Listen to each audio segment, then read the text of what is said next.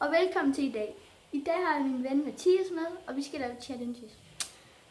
Faktisk kun 2 timer. Vi starter med, vi har stand-up og olivenolie. Hvad synes du, vi skal starte med?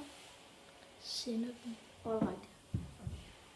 3, 2, 1. Ej, jeg vælger. Det smager faktisk ikke klamt. Det er bare som om, man tager sådan en bid af en hotdog. Det smager fandme heller ikke godt. Det synes jeg. Er lige med?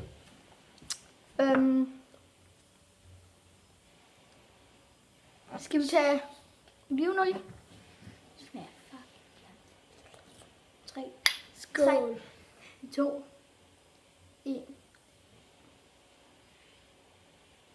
Svin.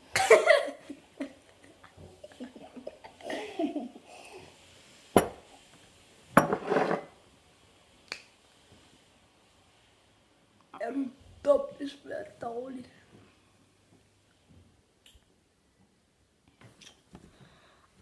Og det var så den challenge. Fuck!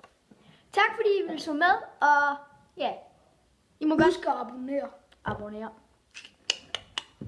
Smid et like, så bliver vi mega glade. Ja.